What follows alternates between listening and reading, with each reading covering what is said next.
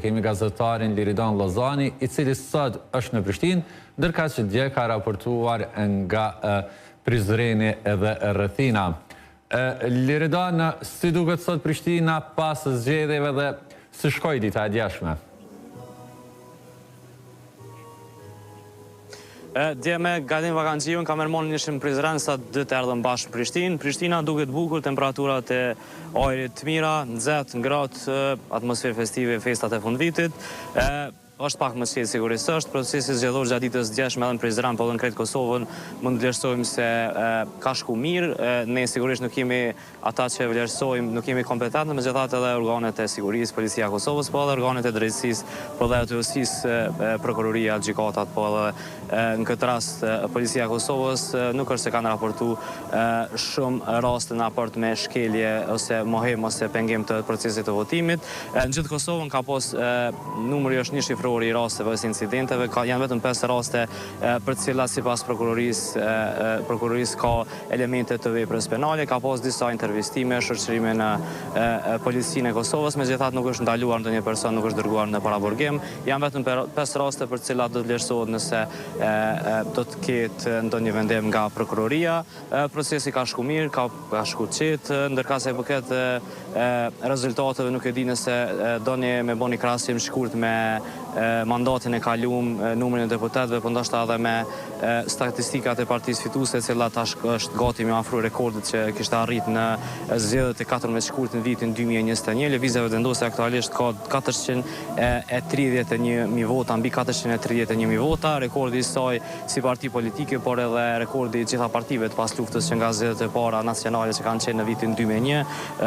Lëvizja vendosë në zgjedhjet e 14 shkurtit 2021 ka pas mbi 438.000 vota, dhe tash kur janë numëru gati 100% të votave, rezultatet preliminare, po flasin vetëm për votat që janë në Kosovë, pra që është votu fizikisht. Lëvizja vendosje është vetëm 7.000 vota larg rekordit që kishte në zgjedhjet e vitit 2021.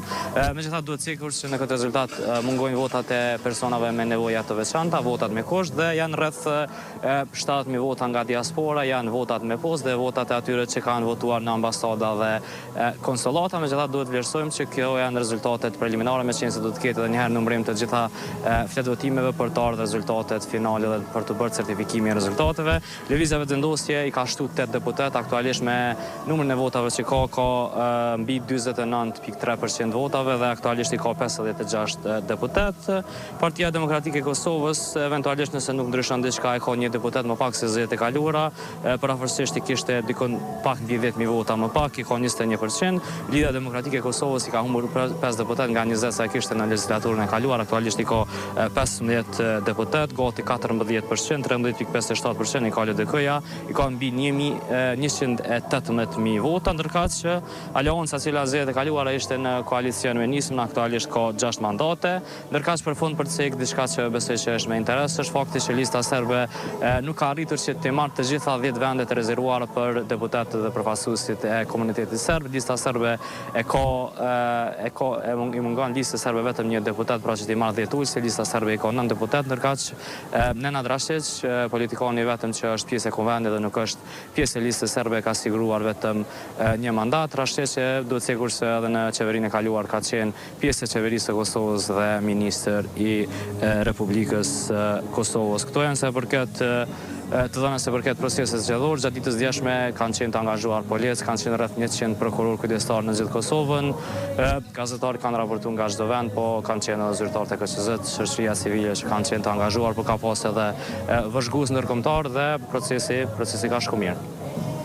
Po, Liridan, faleminderit shumë për këtë lidhje të drejtë për drejtë rreth rrotull, gjithashtu edhe për gjithë punën e bërë gjatë gjithë ditës së